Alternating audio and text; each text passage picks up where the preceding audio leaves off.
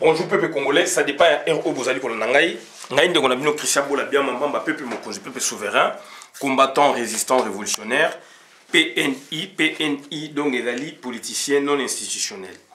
Politiciens non institutionnels, les politiciens oyo donc à outil na terrain, azali politiciens oyo, azali kolwa makamu oyo sengeli, azali politiciens oyo, azali kolwa makamu na bosolo. Oyo ke azali kosala makambo na ndenge pe esengeli.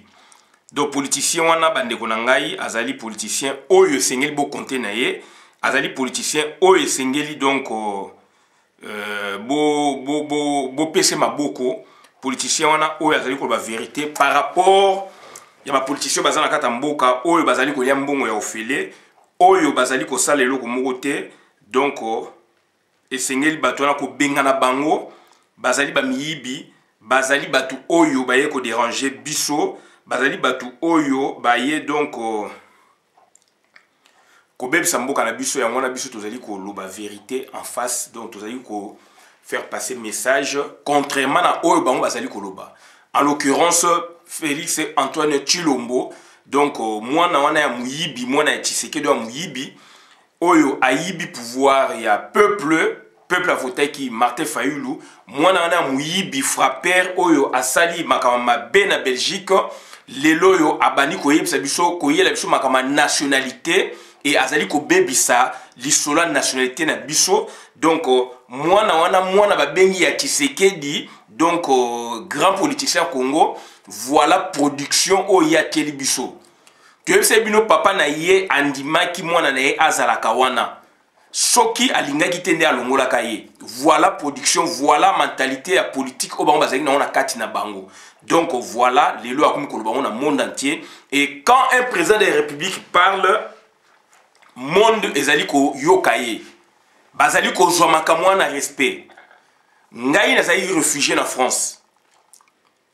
Donc on a connu les recours à l'authenticité. Baninge belé bazali pe na kawana. On a connu les recours à l'authenticité na Congo. Tobomaki, toboeki. Donc à partir le 27 octobre 71, babenge 3Z. Z comme Congo, donc fleuve Congo est comme fleuve Zaïre. Z comme monnaie. Monnaie est qui donc franc congolais est comme donc Zaïre.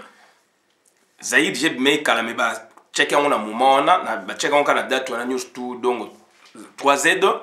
Z comme monnaie, Z comme Zaïre, Z comme fleuve. Fleuve Congo et comme un fleuve Zaïre. Donc biso sikoyo to botami avant date wana. Donc biso to botami avant date wana, donc ba prénom na biso ngai Christian na ba aucun de mes diplômes comme ya Christian ezali. Aucun de mes diplômes, j'insiste là-dessus, comme ya Christian ezali. Comme ya Christian de ekoti awa na France. Puisque tant on a boa kinguna awa, na zongisi comme na nga ya Christian. Et na zoaka ba problème pe na ofra. Puisque na mukana na nga il y a 10 ans en tant que réfugié, batie kombo bola biama, Christian ezate. Na mikanda partout donc banque Kaf boy kombo ya bola bien ma Christian. Na musala na zwa problème na musala mo balongola ngai muninga na ngazali ya yebi. Bébé Chikaya yebi. Bébé Chikaya basamombo avana na ville le bela yebi. Puisque to vana na ndako moko ayebi na zwa problème na société to ça na ye babi ke comme wana donc Christian bola et bola bien ma Christian za mutu mote. Comment expliquer ma carte non bancaire comme ya bola bien ma Christian na mukana na ya 10 ans Christian ezate. Chef wana moi si na yepe azali secrétaire na biso ayesinga bino ni toza réfugié kene na ofra mona bango ba osala le document mo na kena ofra ba selinga document bola biama et bola biama Christian sont un seul nom. Sont oui, sont un seul nom. Bloc moi bon na forme papier antilelo. Sont une même personne, voilà. Bola Biama Christian et Bola Biama sont une même personne. Donc, ce que nous avons Moussala, nous avons Kana ici, nous avons accompagné un document. Yaoufra, puisque nous avons réfugié. donc ça dit bandeko na ngai makambo Félix azali ko toucher et ko embraser mboka makambo Félix azali ko toucher et ko donc ça dit Rwanda zo luka ba problème atiki voix ya militaire à s'employer siko na voix siko ya ba civil batie Félix siko aloba donc c'est-à-dire occupation territoriale de Bisebino et ko zala li chouchouté à côté ça batende à côté boy donc azali sommet quelque part et biso peut au sommet na terrain d'où atiki voix wana a libérer bomoni mboka wana ndenge zali batu bazali ko boma batu donc peuple est telemi donc ba ko quitter peuple telemi puisque okoboma suka nango donc ba ko capturer yo suka nango population détermination koma ki wana moto e mataki donc action mo ko bimaka to côté la bango na wana mobule bima na ndinga mabe et puis kuna ba opposant oya bango ba balukele na ndinga bien et zone pe côté na pe beba d'où ils ont raisonné d'où batiki et loko ya on a bino ke donc occupation territoriale et kozali sous-souté auto bengi pe militaire abimisi bintera mu na yeba boyeboy puisque donc elaxi ke yemoko mutasala masolo wana lelo yemoko mutu donc à qui profiter ba désordre na dona mutu a check ya ngezaye mutu abomaki ya biarima na ezaye ba preuve bimi partout donc azali maintenant visage découvert d'où maintenant atini marionnette na ye Félix Antoine Tshilombo abandi campagne na France abaye makaba banyamu lengete akomi ko yebisa so makaba banyamu lengena na Londres bodo abandi campagne donc lobby il va agir donc ça dit bandeko na ngai parce que quand il a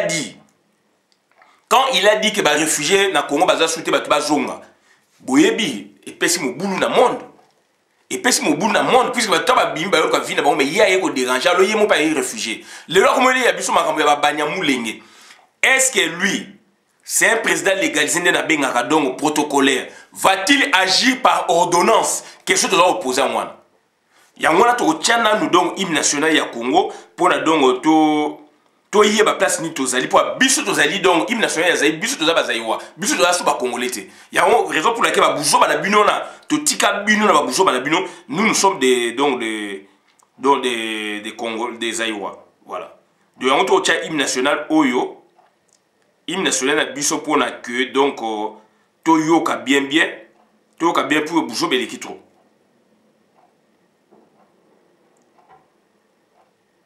Donc buzo beleki trop to tia hymne national na biso ya lokumu o epesa biso donc lokumu o epesa biso donc lokumu epesa biso bolingo parce que yango nde mutu esangisa biso yango na tozali ko tia yango toza ko tia yango donc tozo tia bino hymne national na biso ya lokumu ya bolingo voilà.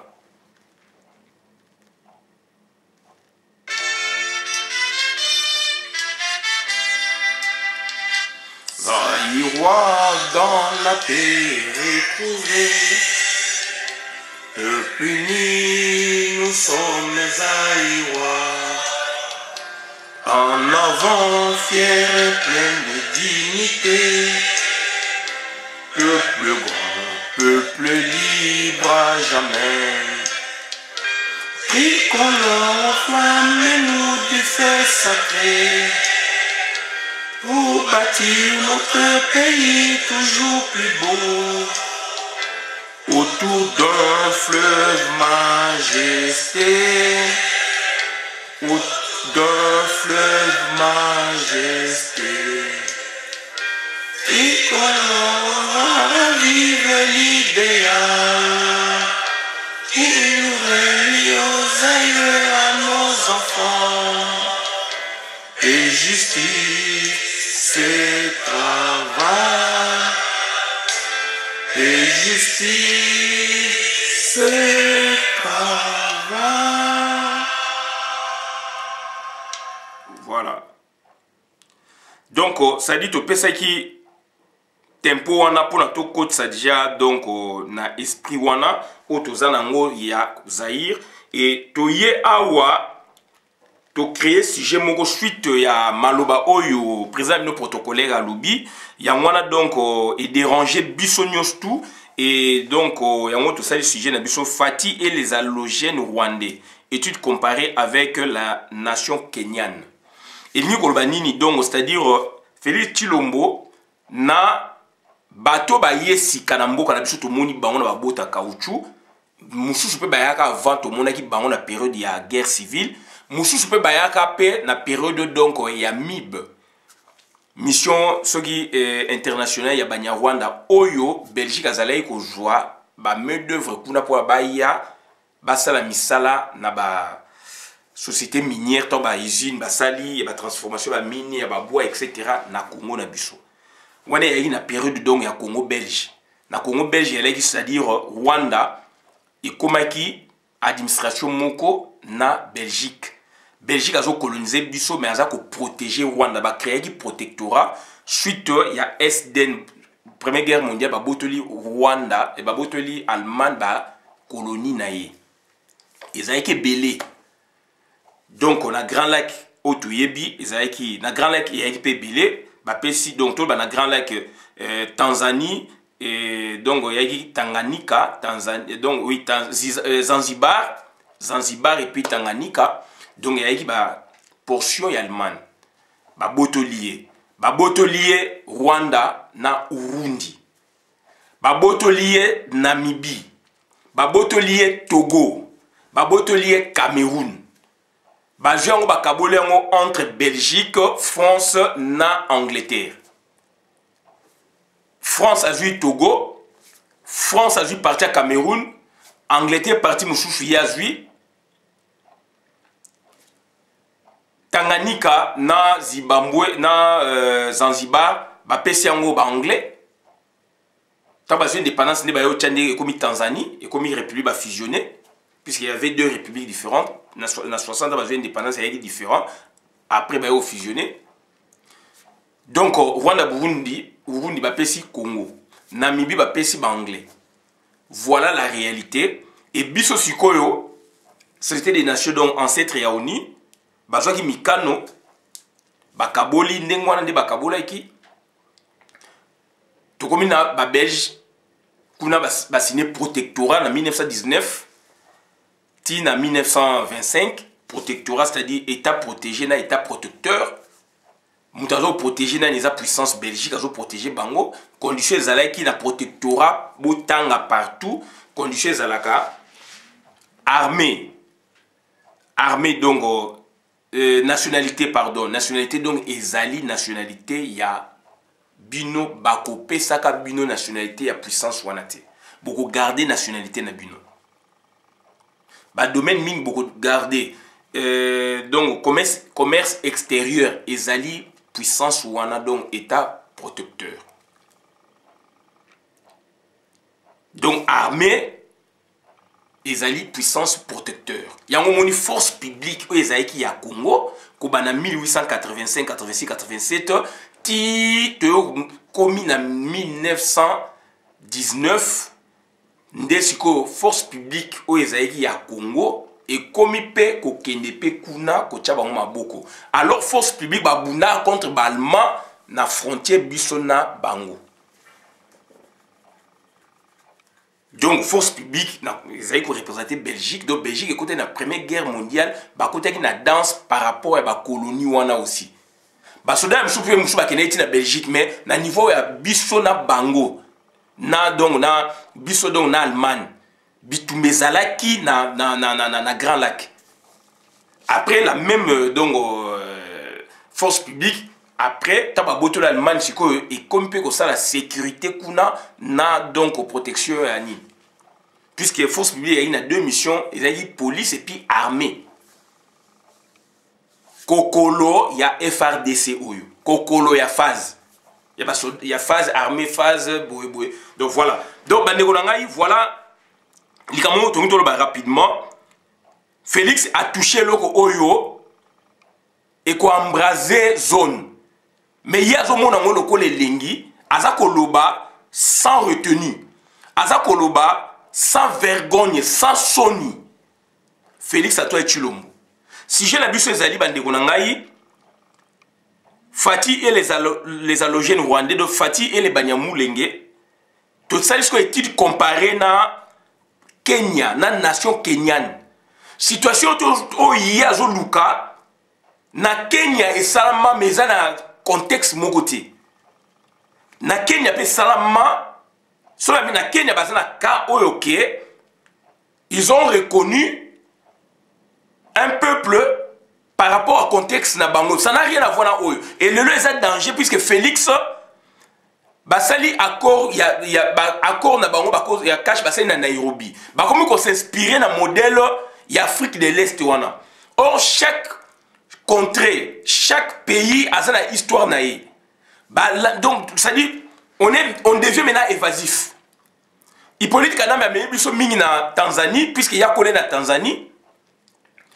Lelo siko Félix bake ko sala accord na cash président Kenya yaka na investiture na ye ba komi ko landa siko modèle Kenya. Donc ça dit siko en ambivalence entre modèle tanzanien oyo Hippolyte Kanambe ayanango modèle Rwando, Burundo, Ougandais, Oyo, Afdel Ayanango, Hippolyte Koyo aye ko imposer ce modèle Kenya to expliquer rango ya Jurish Nyerere. Donc Mboka donc c'est-à-dire a créé pe moko bongo ya lokuta malgré ma maison ko marché te mais batou, il y a la paix, il y a ceci cela, après c'est ba nationalité. Sikoyo origine oyo ya pouvoir bon modèle ya société bon dango ezali modèle ya Burundi, Rwanda, Uganda ba agresseur. Ya à côté modèle ya Kenya. Siko Félix na Kamere ba biso modèle ya Tanzanie.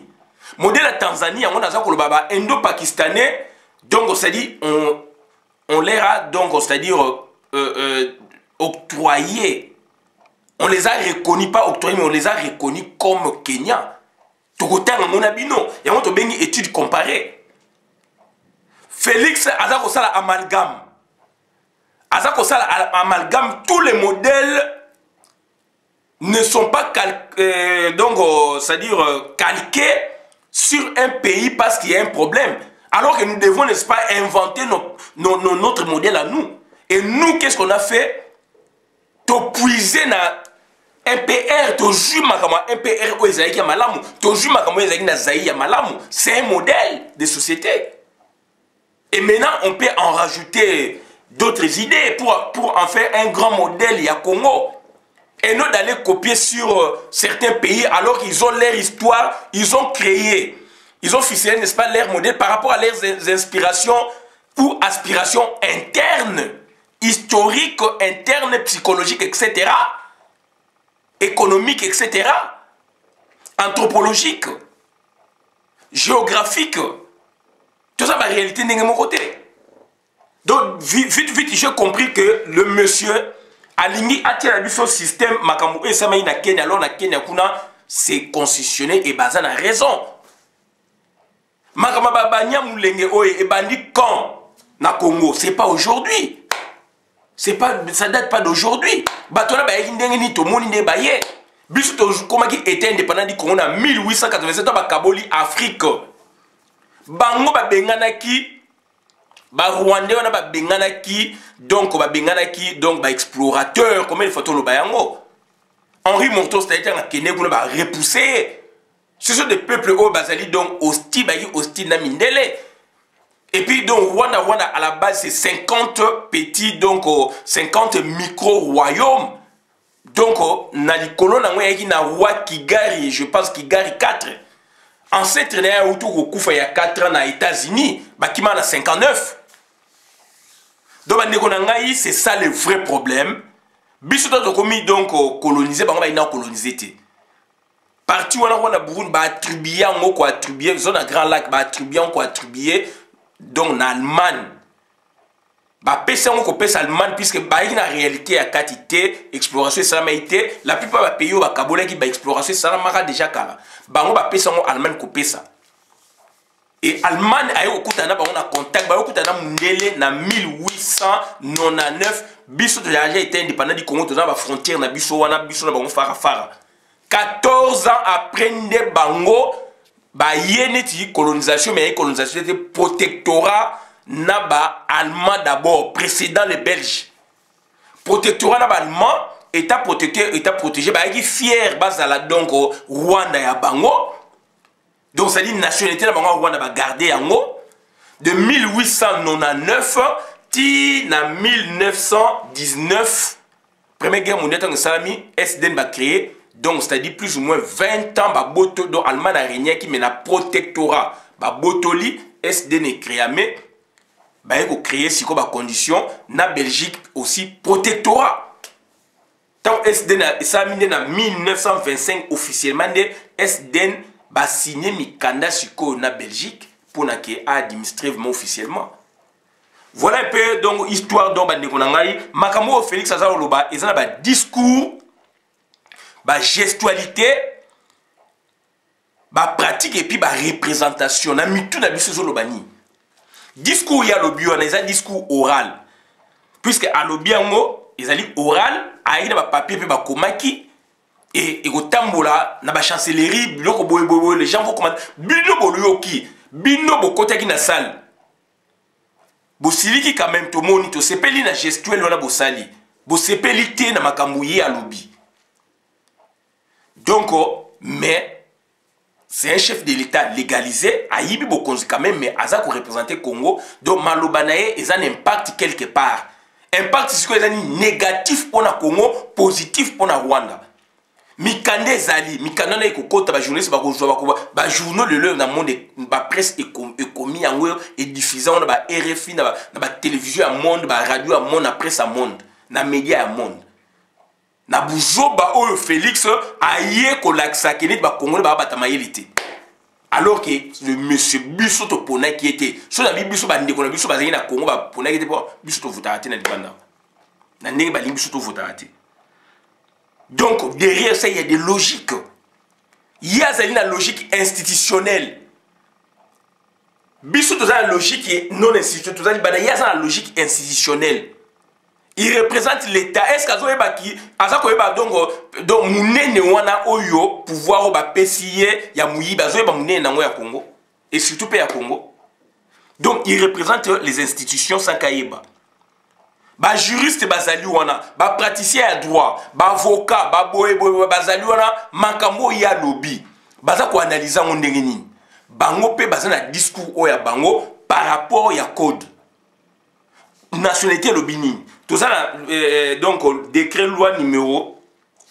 J'ai d'abord un code de la famille Zali, Awa, Nazanango, et puis, dans le cadre, il y a un code, il y a une loi organique, décret loi numéro 197 modifié, complétant la loi numéro 81/002 du 29 juin 1981 sur la nationalité congolaise. Yango. Donc, Félix Tshilombo, a t la situation, Moro, une minute, a t la situation, Moro, donc, très pas compliqué, mais il y a Bouzoba et ça niveau à niveau T. Donc, ça dit, code ba énoncer ma grande ligne, ma mouvement ba détail des ali awa.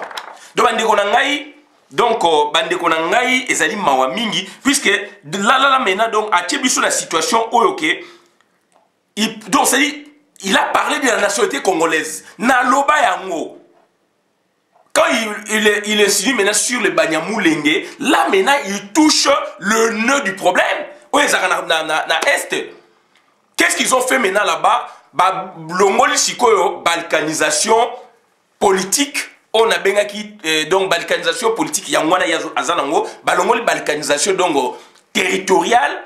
Donc militaire va libérer territoire wana babaniko bima. Donc on a que Pemoko etikala bongo. Il y a une balkanisation territoriale et ça les sous-soutés. Donc, gagner déjà victoire grâce à son effort au sali. Si vous avez mis la brutalité à s'imiter, ce qu'on a la douceur, c'est ce qu'on a responsabilité, ce qu'on a Félix. Comme des fois, les banyamou lengelo qu'on a bandé qu'on a yé. Bon, ba kamu nya sampu oyo, bazali ba lou ba nengemo qu'on a yé, ba bomi bango, na complicité pe ya yé. Puisque il a créé Sami Badibanga, na complicité à Sami Badibanga, Balouba, Babomi Bandeko Kamuna Sapu, il n'en parle même pas. Babomi Batuna Yumi, il n'en parle même pas. Il s'attelle maintenant sur le cas Banyamou Lenge. Là maintenant il touche le nœud du problème. Oyo ngai na lobaka. Oyo ngai na lobaka bandeko. Vous avez aucun dialogue, mais vous ne parlez pas de la nationalité congolaise. Il faut en parler, ça fait 22 ans. Tozongi na mutu ya likambu. Toyebisaki bino paradigme. Toyebisaki bino problématique. Il faut se poser des belles questions. Pour nous yeba place nous a okende, place nous a cheminer, to bloquer bango bandeko. Na ma manifestation tozo au sala, na ba réaction na biso na terrain na Beni na Bukavu etc. Na Kinshasa na Congo Mobimba, na position opinion toza ko afficher toza ko pesa, to bloquer machine wana. Paul Kagame n'est rien. Paul Kagame n'est rien, Museveni n'est rien, Félix n'est rien, Hippolyte Kagame baza sous-fifre. Sous-fifre. Donc, zoba sous-fifre, zoba na bango, domestique na bango, vraiment tababe, Félix a toi chilom. Félix a toi, y'a on a dit donc, finga Paul Kagame, finga donc Museveni, finga Félix, finga Nani, donc Hippolyte Kagame, écolobelayo, rien. Ce sont des assassins. Bakoulou en cravate.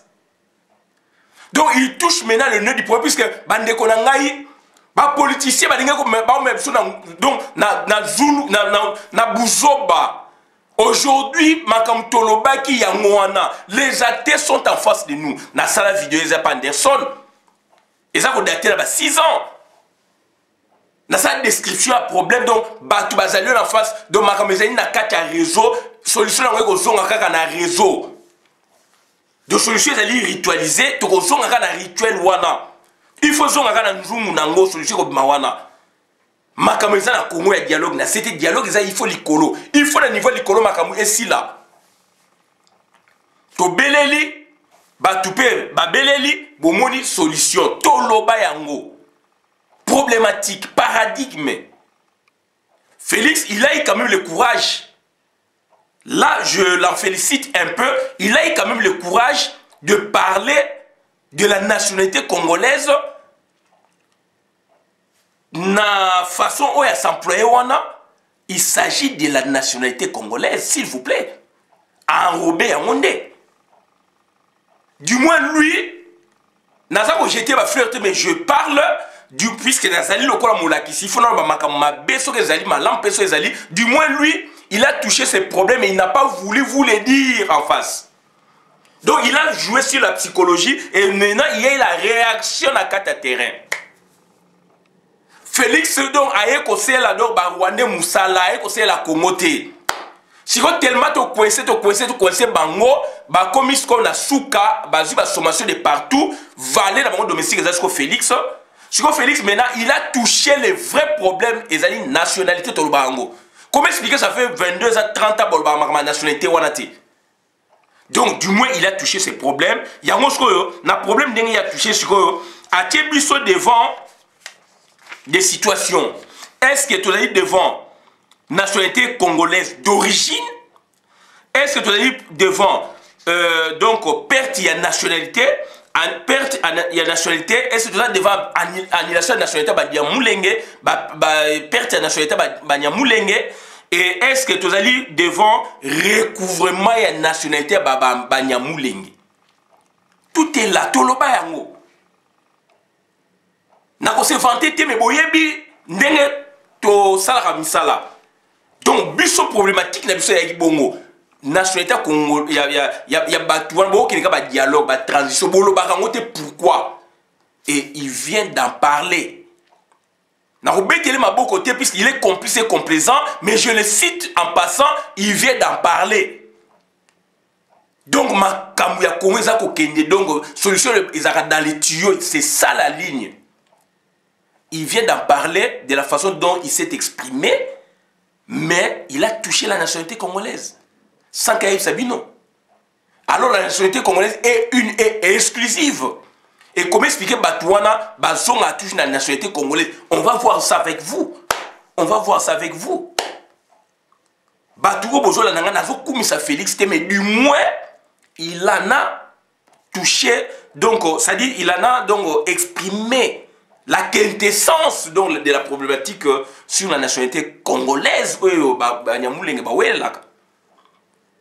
Du moins, lui a touché. Donc, c'est quelqu'un, c'est un frappeur Azali Moutabanga Kate, lui du moins il n'a pas eu peur. Il y a des Congolais, il n'a pas eu peur puisque les Rwandais,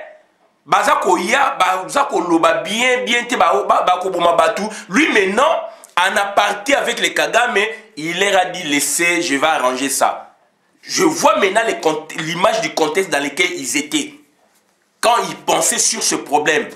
Le Rwandais, Basali 22 ans, Hippolyte Kana mais jamais atikali kolba makamwana. Babomaka batu, ba main invisible, ba boye boye ba tumoko invisible ba makno ba boma bande kona biso. To telemi avec leurs laboratoires multiples.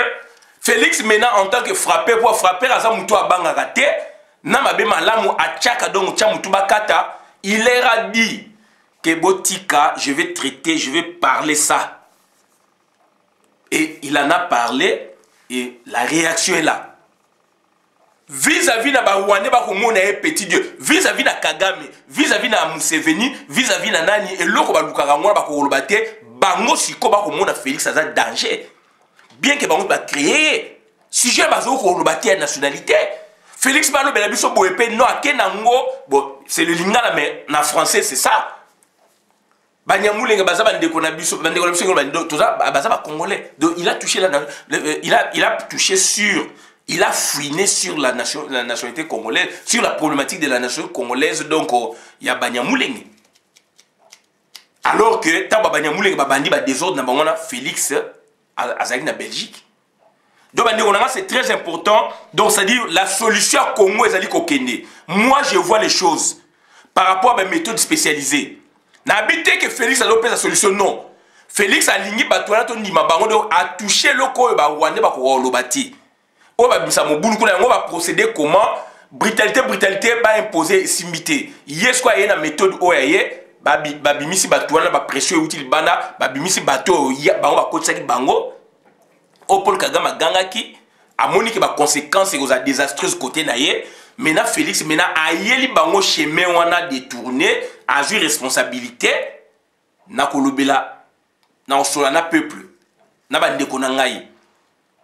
Na zo kumisa été, to makamnabite bochanga na mutute. C'est quelqu'un que donc il a triché à Bepsi Maramamboka, na benga président légalisé ou protocolaire. Donc cette fois-là maintenant, il a pris n'est-ce pas cette étoffe vis-à-vis d'eux. Puisque là-bas il y a gymnastique et ça passe. À un moment Hippolyte Kanambe, maintenant, à un moment, c'est lui qui donne les ordres, puisque c'est lui le patron à Félix. Mais la question, monsieur, comment est-ce que Félix prend le devant? Hippolyte a voulu écouter. C'est là, maintenant, c'est Félix a voulu le roi chef, il y a Paul Kagame, chef, il y a Museveni. Et tel que, dans la question, il y a nationalité, c'est là, maintenant, Félix a pris le lourd fardeau. Oyo bango bazali ko bango boete puisque eko reverser ndeto lobaka eko bima poissa ba réaction monsieur eko bimaka et lui maintenant avec le risque andimi ko aborder problème sous une autre forme.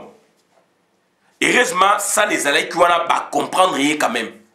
Enfin, comprendre dans le sens qu'il y a une réaction. Tout s'appelle quand même la réaction. Donc, c'est très important. Et donc, il y a schéma ya Kenya dans le Kolo. Donc, toujours va-t-il signer une ordonnance pour recouvrer entre guillemets nationalité Yabanyamulenge et Rwandais? Comment va-t-il le faire? Donc va-t-il donc c'est-à-dire donc s'imposer à signer ordonnance après cette nationalité tozonga na kaya bisengima na Mobutu directeur cabinet ya Mobutu donc na Mobutu yemoro. Donc alors que ils sont allochtones, ils sont donc allogènes. Puisqu'il y a la notion d'autochtonie, il y a ma belé, bateau, bakolo ma belé, autochtone, na autochtonie, na ma belé. Et puis, notion, il y a allogène, donc allochtonie. Bango, bazali, ba allogène, ba yé, tout le monde, ba onde, ba yé. Ça, ce sont des explications anthropologiques. Tout le monde, ba onde, ba yé. Pour créer maintenant, donc, la norme productive, il faut tout le monde, nan, makamdeng, zagi, liboso. Est-ce qu'il y a une qui crée ordonnance? Puisque là, maintenant, il nous amène vers le droit. Il nous amène vers les droits, vers la création des normes juridiques, construction du droit. Pour la recouvrir la nationalité, perda qui ont nini, nila qui ont nini. Voilà, Mozindo a problème. Et c'est très dangereux avec de tels messieurs. Donc, c'est-à-dire, mais du moins, on l'a capté. On l'a capté. On l'a capté, Bandegonanga Zali Mawamingi. Donc, pourquoi tu sali sujet Oyo? Tu sali sujet Oyo pour attirer attention à Batou parce que Félix, il a touché la notion de la nationalité congolaise, le paradigme nationalité. Il y a un paradigme et la connaissance, il y a situation. Connaissance de la situation à politicien, bazali ko linga ko ma biso na lokuta. Yé mon kona papa oyaye, ba me biso na accord à Saint-Sylvestre lokuta ya mwana mboka eza toujours en ébullition. Sikoyo méthode na bango échanger. Il faut bien faire la lecture. Ba changer méthode. Félix a rassuré bango. Bango ba comme le quoi ba président na misa toi ba comme le quoi bana mike ba comme ko la Félix ba comme on danger puisqu'il a frappé to le bité to commission mais donc azali mutoyo il fonce donc bien qu'il bino a oganga te mais azako loba mais kuna donc a rassuré bango. Je vais résoudre ces problèmes. Il y a nationalité ba nyamulenge. Il y a eu débat interne. Donc il faut imaginer. Politique, imagination. Il faut voir les images du contexte dans lequel ce monsieur Félix, avec les autres, il s'est retrouvé. Pour que lui vienne nous en parler, nous parler de ces problèmes de la nationalité douteuse. Donc il en a parlé na Batouana. Il les a convaincus. Il y a un yé verbino. Autrement. Alors cette notion, na niveau Congo, donc voilà maintenant, alors c'est le problème, il y a souveraineté à Congo. Le problème là, ça fait 22 ans dans les laka. Dans les laka, donc, la méthode, on a spécialisé en Mwana. Dans les laka, comment expliquer ma nationalité, balobaka yangote.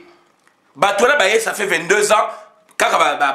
Dialogue, boé, boza ko enrobé, nationaux, non. Et il y a un problème aussi, donc, il y a dialogue. Martin Fayulu a bimisi, donc, au projet, il y a dialogue. Donc, il y a sorti des crises.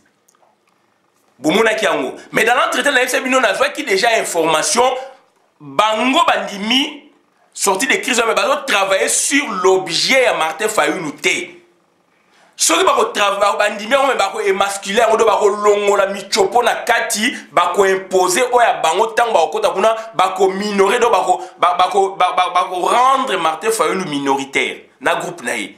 Tu expliques que bino, tout ça qu'on va bino pour la batu bo soit déjà ba bo ça la donc aux agueux. D'où maintenant donc c'est à dire bazali donc ko ça la bilo ko na pona que bandimi principe mais la foi est à bon monter. Bon, on va travailler sur d'autres sujets, rapatriement Kora Mobutu, rapatriement de Moïse Tchomé, Kora Moïse Tchomé, et puis Kobeng ça va chef coutumier pas signer pacte. Il y a un autre chef coutumier baza banane. Chef coutumier oh yazali représenté par descendant, c'est pas lui le père fondateur, il y a ethnie non. C'est pas lui le père fondateur, il y a tribu non.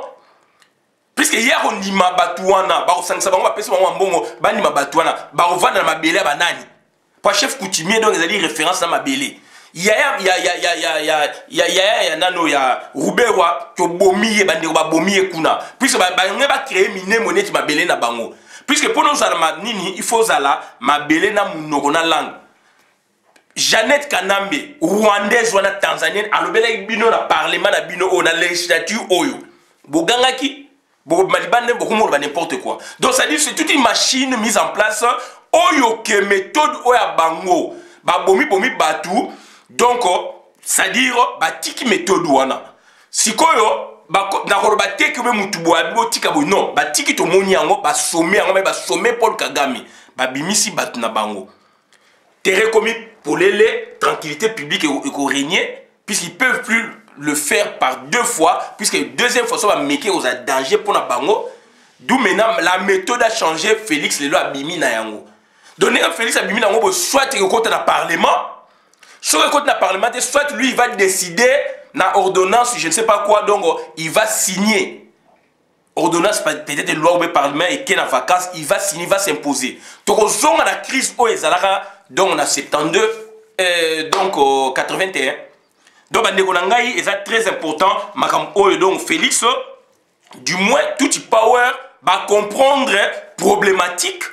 Oh, biso tolobaki, on voudrait bien parler na bango, mais na niveau ya likolo, avec assistance à la communauté internationale, tout sur le masolo fara.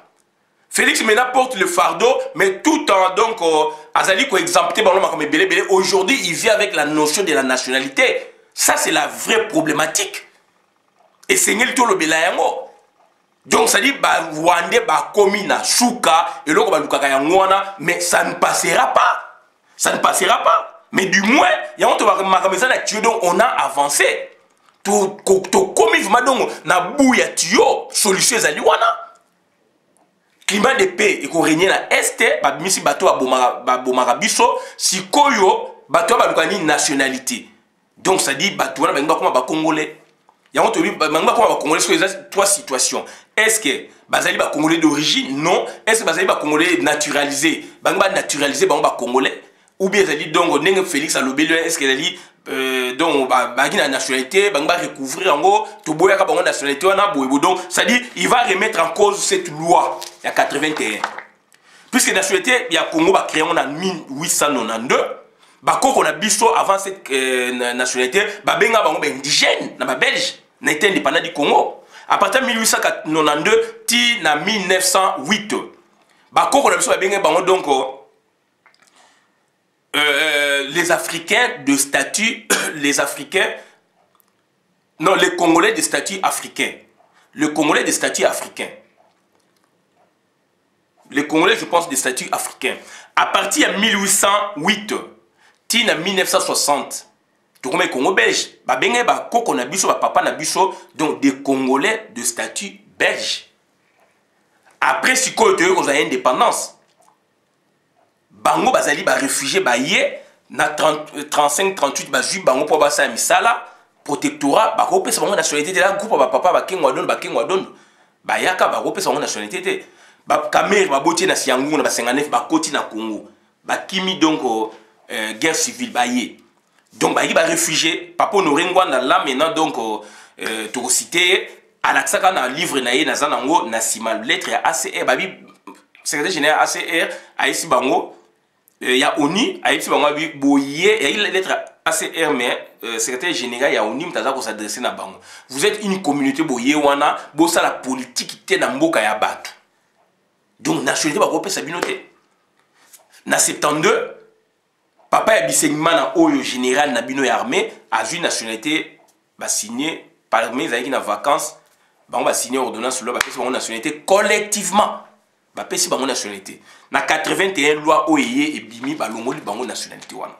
Et dans l'entretemps, na 59 avant toujours indépendance. Mais on a travaillé avec des Belges sur la question. S'il vous plaît, on a travaillé avec des Belges. Et bah travailler avec les Belges donc il y a 16 résolutions.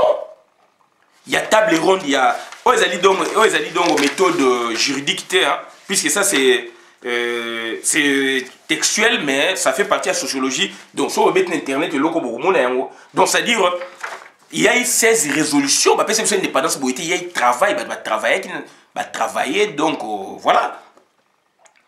Résolution adoptée à la table ronde politique du 20 février 1960 à Bruxelles. Résolution numéro 1 relative à la date de la proclamation de l'indépendance du Congo. Résolution numéro 2 relative à l'organisation de l'État du Congo. Résolution numéro 3 relative à la constitution du premier gouvernement central du Congo, etc. 16, il y en a 16. Et il y a une résolution point pesant à 4. Et ce qu'on a résolution 2, résolution numéro 2 relative à l'organisation de l'État du Congo. Surtout, on a point 4. La situation de certaines ethnies divisées entre plusieurs provinces devra faire l'objet des préoccupations de la constituante et des lois congolaises ultérieures. Puisque tu as une loi fondamentale, une loi fondamentale, oui, tu as une loi fondamentale, après donc constitution, la constituante, oui, le 1er août 64, donc on a l'oulabou. Donc, si tu as un problème, il y a une ethnie, ils allaient dépasser la frontière. Et quand ils allaient évoquer ça. Ils allaient rater. Donc, c'est-à-dire, résolution numéro 2 relative à l'organisation de l'État du Congo, point 4. La situation de certaines ethnies divisées entre plusieurs provinces devra faire l'objet des préoccupations de la constituante et des lois congolaises ultérieures. Donc, beaucoup décider bino montant pour ça, constitution na bino na commission wana bani banini nde bokoye ba makambo wana. Puisque tant que j'ai indépendance, tous avez 6 provinces. Résolution numéro 2 sur point 2. L'État du Congo est constitué au 30 juin 60 de 6 provinces dans la configuration géographique des provinces actuelles. 3. Si la détermination du nombre et des limites des provinces de l'État du Congo est laissée au soin de la constituante. Donc, mindel ba otiki la bino ba solaki et bimi na ba mindel ba prouver wa prouver que donc ba tiki bino to bo zama kam na bino na maboko boko se la ngo bino moko. La constitution na bino biso pesi bino si to tiki bino 6 provinces. Bino moko ndenge boko changer ka boko zo ka ba décision za bino moko. On n'a pas parlé de problème avec le Rwanda et le Burundi. Puisque ça, c'est la Belgique qui a administré les trois ex-colonies. Voilà. 4. UNESCO, la situation de certaines ethnies divisées entre plusieurs provinces devra faire l'objet de préoccupations de la constituante et des lois congolaises ultérieures. 5. La Belgique pourra mettre à la disposition du Congo, dans le cadre de l'assistance technique à convenir par un traité, une commission scientifique dont les conclusions sur ce point seraient destinées aux travaux des chambres congolaises. Voilà. Donc, ça dit qu'on n'a pas parlé de Banyamulenge, Bani. Donc, Félix, c'est un problème. Moi, personnellement, n'a qu'à d'abord recherche, puisque je m'en doutais. Je disais toujours, comment expliquer, ça fait 22 ans, dans ma vidéo, je suis l'une des personnes ou des personnalités congolaises en la matière où on a vendu la Hango. Donc, ça dit, na Luba Yango, comment expliquer, depuis 22 ans, donc, bon, mais dans dialogue, dans le donc, jamais bateau bazaba rwandais, jamais vous parler de la nationalité. Et quand on parle de ça, Banyamulenge, donc Jeannette en fait partie. Quand on parle de Banyamulenge, Kabila en fait partie. Bizi Makara en fait partie. Zoé en fait partie. Tout le monde a des donc physiquement, c'est-à-dire la balkanisation politique, il y a 2%. Tu vois, 8 personnes, Bazana Kati, ce sont eux les acteurs. Ils les protègent. Donc, en premier, puis Bango est gouvernant. Il pouvoir pour le Bango. Bango et ils se disent congolais. Donc, ça dit, beaucoup de Likamde, Yango, Anatoza, Yiko Kenene, Souka, Solo. Mais Batouana, la paix. La paix, l'ensemble de Nabiso, topé sa bango nationalité, la façon Félix a ok nango. Na yebisa bino Hippolyte Kanamba azali ko senga dialogue. Tant que les États-Unis, que hier Mbappé c'est un mandat à continuer donc à organiser dialogue, c'est ça. Ezali biloko o Martin Fayulu a proposé ba on va récupérer kaka et bimina munone ba récupérer na kati ba changer makambo ezande mususu. Pourquoi étude comparative au Tossali? Quel est l'intérêt de cette étude comparée? Fatih voudrait, nous le sentons, agir par ordonnance pour octroyer la nationalité congolaise au Banyamulenge. Fatih falsifie l'histoire du Congo comme Kagame l'a faite. Donc, c'est-à-dire, puisqu'il disait qu'il va revisiter l'acte de la conférence de Berlin, il n'a pas fait. Jusqu'à ce que c'est lui-même qui prend l'initiative, qui intime ordre, instruction à ses collaborateurs, dont James Kabarebe, de demander à tous les Rwandais, FDLR, ceci, cela, des groupes armés là-bas, qui viennent, on va leur garantir la paix. Alors que, peu avant, il avait dit que sous 48 heures, je vais faire ça. Donc, il y a un autre qui est vers la solution. Il y a une solution donc voilà. 3 questions que tu se poser devant l'Ikamwana pour la brutalité simité ce qu'on a en douceur. Donc balkanisation donc territoriale banini bamoni ekosimbate donc wana yozakutu bangonde ba problème. Yango ce que ba changer méthode de t'expliquer bino. 3 questions déjà puisque Kagame a échoué. Fatih voudrait convaincre. Kagame a échoué et Fatih voudrait convaincre. Et ça, la recherche, la salle, ça fait depuis Batoa Bazali. Pourquoi va parler de la nationalité de Baye Olobango Lelo par votre frère, entre guillemets, congolais? Et il prend maintenant donc, il tire donc, c'est-à-dire la couverture de son côté, de côté rwandais. Yumi n'en parlait pas, Beni n'en parlait pas, il nous accuse toujours et aujourd'hui il vient dialoguer avec nous pour qu'il leur donne, n'est-ce pas, la nationalité.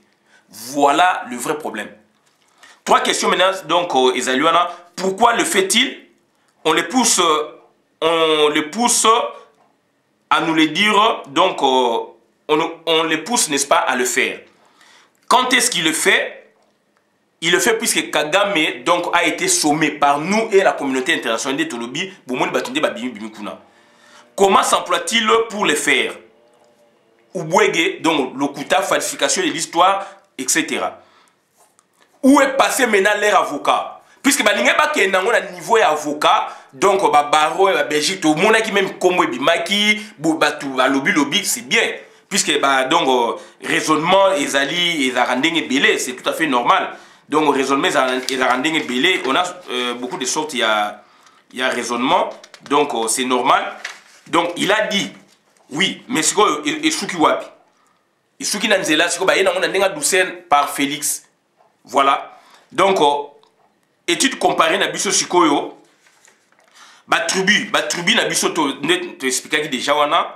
Et puis, na 72, bah, pesa bango nationalité collectivement, na 81, mibeko oe bimi, bah, ba longoli loi wana. Donc, ça dit nationalité congolaise est une et exclusive. Ce qu'on joue donc il faut jouer individuellement, non collectivement. Et au gros, on joue na concurrence, donc aux alliés koto, aux appels la nationalité koto, non. Ce qu'on joue moko au père de Moussous. Donc là, déjà, tout le biango, et donc, bandeko nangai, et voilà, dialogue avec leur chef coutumier. Et bien, chef coutumier, ça va aventure. Voilà. D'où maintenant, donc, ma camarade, j'ai traité. Et donc, bandeko nangai, batouana, ba comme réfugié. Et donc, eza mawamingi. Et les loyo, tous ali sukoyo, na situation oyo, yangwana, balingi, baza ko s'inspirer na modèle kenyan. Or, tous un contexte monté. Yangwana, surtout expliquer bino. Le Kenya, donc, étude comparée maintenant avec le Kenya, les Kenyans d'origine indo-pakistanaise deviennent la 44e tribu du pays le 23 juillet 2017. Un décret du président Uhuru Kenyatta reconnaît officiellement les Kenyans d'origine asiatique comme l'une des 44 tribus du pays. Dans un décret du président, donc, rendu public samedi 22 juillet 2017, le gouvernement reconnaît que les Kenyans d'origine indienne et pakistanaise forme désormais la 44 tribus du Kenya. Un geste de reconnaissance symbolique pour cette communauté d'environ 46 000 personnes implantées au Kenya depuis des générations. Leur présence au Kenya remonte à la fin du 19e siècle, vers 1800 na Soukawana. 19e siècle, lorsque des milliers d'entre eux traversent l'océan Indien pour participer à la construction de la ligne de chemin de fer entre Kampala et Mombasa. Entrepreneurs et artisans aujourd'hui viennent s'y installer. Aujourd'hui encore, certains des grands noms de l'industrie de la grande distribution au Kenya sont d'origine indienne. Omoni. Donc ça dit apport na bango ezali. Lelo économie ya Kenya za makasi pona bango. Président indien. Tocha moi vidéo président indien, qu'est-ce qu'il avait fait? Donc à Ndimi, bakutana président Uhuru Kenyatta tanga sinaki décret wana abi ako investir. Puisqu'on est ali bandeko na bango d'origine. Dossier na bango en souffrance. C'est pas le même contexte. Ya ba Rwanda t'expliquer bino na mi be yaki batu ba yaki po basa misala etc. Nationalité et yaki protectorat to repesa nationalité. 59 ba na compte ya ba réfugiés. Soki insécurité za na mboka ba kene na ACR ba repesa bango deuxième pays. Il y a protection, puisque Congo est protégé par monter. Moi, je pense Kagame a convaincu qu'il y a bimisi batuna, il y a yo qui soni. A check muto ba koto na matwe mais yo qui soni à comprendre sikoyo. Mais sikoyo apport ya batuana bendo pakisé bango ba simbi économie ya Kenya. Mais ya biso apport na bango jusqu'à les années puisque balingi ba pesa son nationalité. Apport na bango ezate ezali donc destruction à Congo, pillage à Congo, etc. Tant de babomi donc ba université na biso, ba éducation na biso. Donc ba ndekonanga na kopesa bino, na kotiela bino donc moi extrait donc ya makama décret wana nde tolobaki, tokotia la bino moi extrait pour na bomo na ndenge nini ba ninga de l'autre côté ils avaient travaillé. Voilà. Donc Kenya 44e tribu. Donc ça n'a rien à voir. Sauf Félix a vu a tchango netike. Voilà. A vu a tchango lokola netike ezali makambu ya Kenya basale boye pas ça la bongo non. Contexte ya mo te. The proclamation was delivered to the community by the acting Interior Cabinet Secretary, Dr. Fred Matiang'i. This recognition will go a long way for Kenyan nations to continue being included and involved politically, socially, and economically within the different levels of leadership, governance, and management of our great nation, Kenya. Our brothers and sisters of Asian heritage have contributed to the development and growth of our country. Voilà. And what they continue to do in investment, in education, in various areas that support our economy. It's therefore the wish of government that with this celebration and with donc voilà, déjà on a dit donc c'est-à-dire increased integration of our brothers and sisters of Asia. Voilà, donc au moins cérémonie nene de voilà, on a fait nano Raoula Odinga. Oh, il fait la première ministre of Kenya's great. Ouais, il fait la première ministre Raoula Odinga. Oh, a gagné te Yowana. Donc si So tonight on the Saturday night Paul, we asked you whether you support. Voilà, donc tu peux sibino wana et puis bota la sikoyo image to e sibino que président donc indien bakutana kina Uhuru Kenyatta donc ba sepeli ba signer ba accord à ko investir bande kona bo monde mo kile tambola mais oya biso oyo comment expliquer donc ba image ko des belé donc on a la bino hein bota tout ça. Donc ambiance c'est ça et salami puisque dossier bandeko oyo ils allaient kuna en souffrance. Moni. Ce sont des Kenyans donc bayaka osala misala donc bayaka osala misala donc on suppose déjà donc après bako on a monté bayaka osala misala pour la chemin de fer de yaki déjà donc tout le après conférence de Berlin to ba Kaboul déjà ba limite salami mais ba on bayaki pour la misala ba vandi mingi pe ba bosani ba koko na ba origine na bango etc mais du moins ba na apport bakene ko boma ba Kenya te pour ba wela mabele ba travailler ba yebi boko ko na bongo soute nga sala ina chinoise o moni ma chinoise mais arrive ça za malgache otuni abino ayebi ne chinte ba papa na bango ba yaka misala kuna ba koko na bango donc il y a des cas comme ça na loba yango na Kenya salami mais ce n'est pas le même contexte c'est pas le même modèle boza ko copier boye kuna il y a un contexte batona ba ya ko sala misala ba chemin de fer bavanda baboma ba autochtone te ce sont des allogènes l'état sikoyo à reconnaître bango puisque bazalaki presque na moment ya partage tant ba yo kuta na ba